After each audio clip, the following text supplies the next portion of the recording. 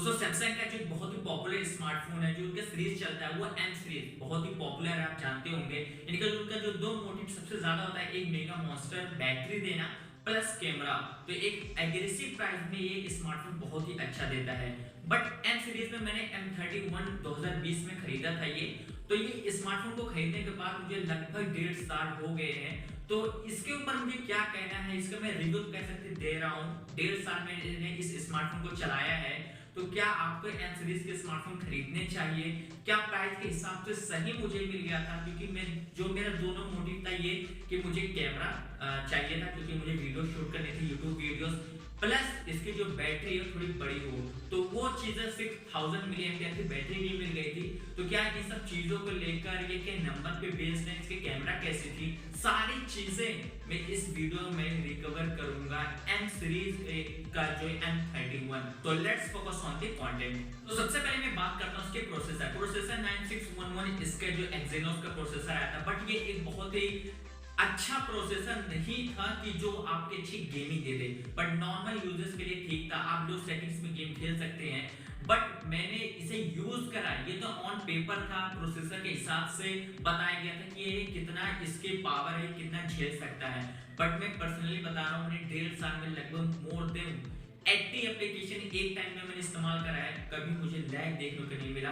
ऐसा नहीं है कि ये मैं जब भाई तारीफ करूंगा, ये मैंने खुद अपने पैसे से खरीदा है, ये मेरे पर्सनल एक्सपीरियंस है, तो उसके बेस पे बताऊंगा। मैंने एक टाइम में BGMI, अभी PUBG न्यू स्टेट आया था वो, गैरीना फ्री फायर और असफाल्ट 9 जो लगभग सब जीबी में है गेम, एक टाइम में मैंने चारों गेम को डाउनलोड करके चारों को खेला था, लगभग एक एक करके।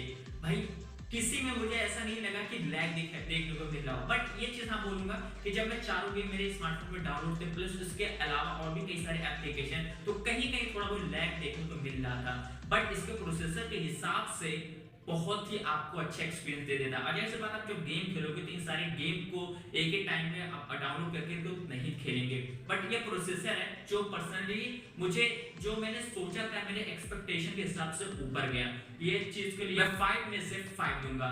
अब मैं इसकी बात करता हूँ बैटरी को लेकर। बैटरी इसके अगर मैं बात करूँ तो 6000 मिली एम्पियर की बैटरी है।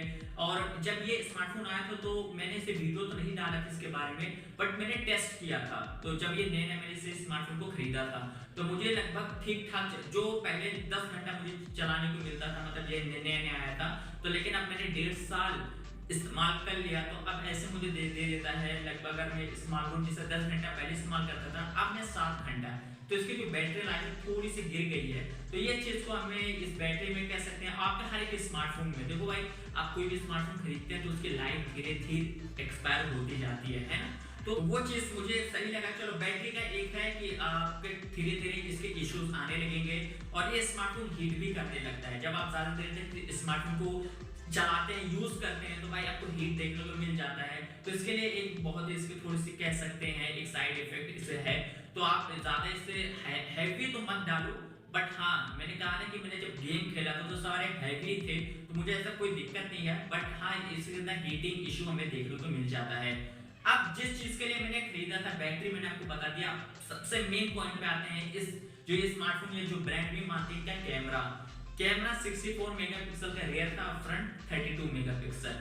मैं 1.5 साल हो गया, जिस दिन मैंने पहले दिन जो मेरा इसके एक्सपीरियंस था, जो मेरा फर्स्ट इंप्रेशन था कैमरा को लेकर, अभी भी वही इंप्रेशन है। और मैं वही तब जो मुझे क्वालिटी देखने को मिलती थी 1.5 साल पहले, और अभी भी वही क्वालिटी है, कोई चेंज नहीं है। यानी कि जैसे और भी अदर ब्रांड के आप स्मार्टफोन खरीदते हैं तो धीरे धीरे उसकी जो क्वालिटी है कैमरा की वो डाउन होने लगती है। बट इसका ऐसा मुझे बिल्कुल भी नहीं मिला। और मुझे जो कैमरा था, मैं अप टू मार्क, जो चीज मैं सोच रहा था वैसे मुझे स्मार्टफोन ये चीज कैमरा दिया। बट इसके एम सीरीज में आप M31 ये लगभग 17,500 में मिल रहा था ये स्मार्टफोन जब ये लॉन्च हुआ था। लेकिन इसके और भी सीरीज है जैसे M11, M12, ये स्मार्टफोन अंडर 15,000 है।